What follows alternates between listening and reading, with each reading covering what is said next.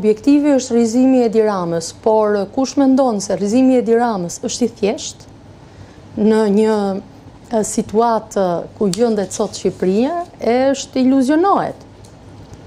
Iluzionohet. Sot Edi Rama është më i pushtetshëm se një diktator. Jo për faktin se për shembull dikush mund të thotë, po ja ti po flet në studio, pse diktaturë është kjo që ti e kritikon, po kjo është më keq. Kjo është më keq, sepse në parim ne mund të flasim në studio, të kritikojmë Ramën, qeverinë, korrupsionin e tjerë, por shoqëria ka rritur në një impirje të tillë që asgjë nuk bën më përshtypje. Pra vetëm këto lajmet sensacionale, 300 apartamente, domethënë këto e prekin nervin e shoqërisë. Ndërkohë që të thuash sot që Edi Rama është i korruptuar, nuk i ke thënë publikut asgjë, se publiku e shet për ditë. Por nuk gjen pulsin, siç e ka emrin emisioni yt, që të ngrihet në një protestë mbar popullore për ta rrëzuar. Për këtë ka fajin Edi Rama apo opozita? Jo. Do me thëmë përgjegjësinë. Jo. Përse nuk po e zgjon opozita, Partia Demokratike, Sali Berisha, pse nuk po e zgjon këtë nervin e shqiptarëve të mpirë? Sepse ne si shoqëri kemi kohë që kemi bashkëtuar me të keqen, Bruna.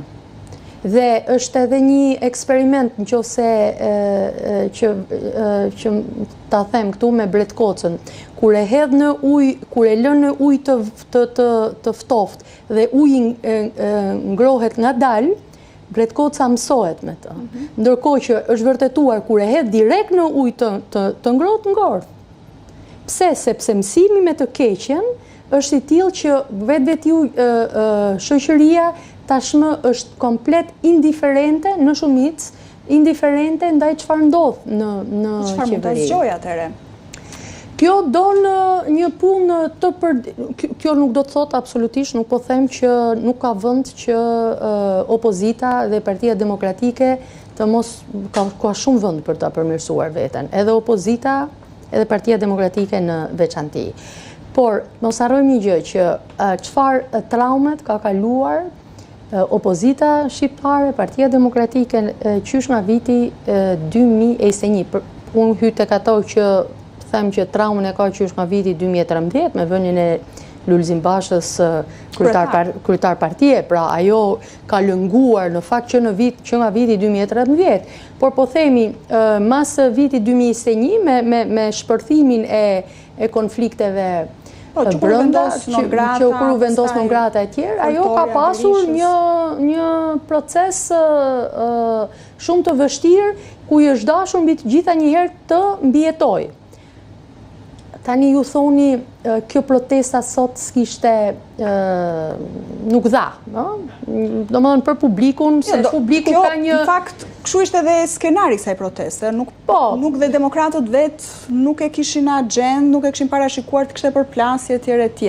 Ishte tillë, një protest paqësore, kryemuritje paqësore, sikurse e tha dhe vetë zoti Berisha, por e kisha në tërësi me protestën, jo vetëm me këtë të sotmen. Tani, ashtë në kilometrin e fundit sot opozita, sikurse pretendon edhe kryetari i Partisë Demokratike? Apo i bën presion real opozita sot Edi Ramës, apo e bën me dhimbje koke, apo shqetësohet Edi Rama sot nga këto protesta që po bëhen të përjafshme? Që po e bën me dhimbje koke, vërteton e reagimi. Rama sot ka hallin e drejtësisë apo të opozitës? Ai reagimi që e kishte quajtur, që kishte përmend Molotovin në reagim. Po, Molotovarët e Tiranës. Ato janë ato, do me thënë, ato që i bën ai për të qeshur dynjaja dhe për të harruar batutën, për të marrë me batutën e jo me thelbin e problemit. Jo, kishte edhe i tjetër, përveç kësaj, kishte edhe atë që opozita flet në emër të Gjermanisë, kishte edhe këtë pjesën tjetër.